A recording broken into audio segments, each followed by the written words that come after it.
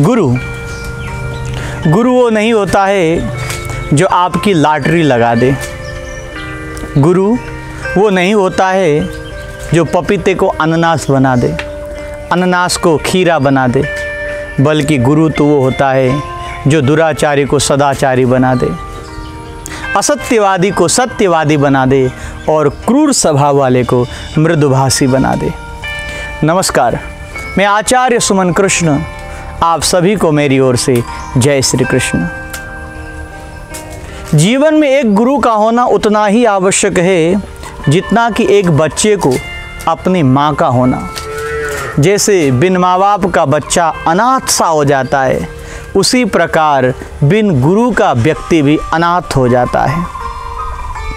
प्रहलाद जी महाराज असुर कुल में उत्पन्न होने के बाद भी गुरु धारण किया, और ऐसे वैसे गुरु धारण नहीं किया, बल्कि नारद जी महाराज जी को अपना गुरु बनाया और उन्होंने भगवान को प्राप्त कर लिया। जीवन में क्या लक्ष्य होना चाहिए? जीवन का लक्ष्य क्या होना चाहिए? धन पाना, यश पाना, कीर्ति पाना, सब कुछ यहीं छोड़कर जाना है। हमारी अंतिम इच्छा तो भगवान को पाना होता है। एक बात मुझे स्मरण आ रही है, जब भगवान श्री राम को केवट गंगा पार करा रहा था, उस नौका में सीता मैया, लक्ष्मण भैया बैठे थे। उस समय बीच मझधार में ले जाकर वो केवट नाव को रोकता है। भगवान ने कहा गंगा पार तो करा दो। केवट कहता है नहीं भगवान, आप मुझे कुछ दीजिए।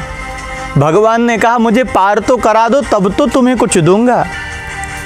केवट कहने लगा नहीं प्रभु, मुझे कुछ ना कुछ चाहिए, तभी मैं आपको गंगा पार कराऊंगा।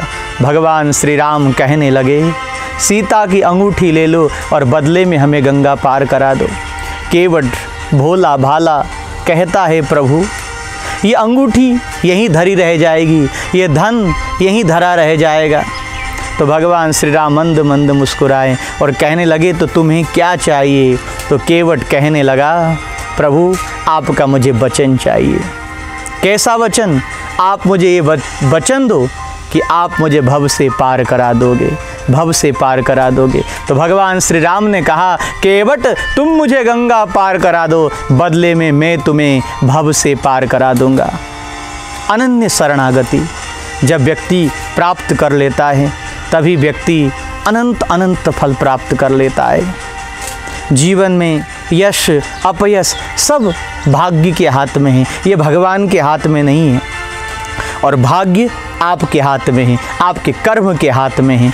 आज का सत्कर्म ही कल का सद्भाग्य बनेगा, और आज का दुष्ट कर्म ही कल का दुर्भाग्य बनेगा। इसीलिए समय रहते ही भगवान को समझिए, भगवान की कीर्ति को समझिए और गुरु धारण कीजिए और भगवान से प्रार्थना कीजिए, हे नाथ मैं आपको भूलूँ नहीं।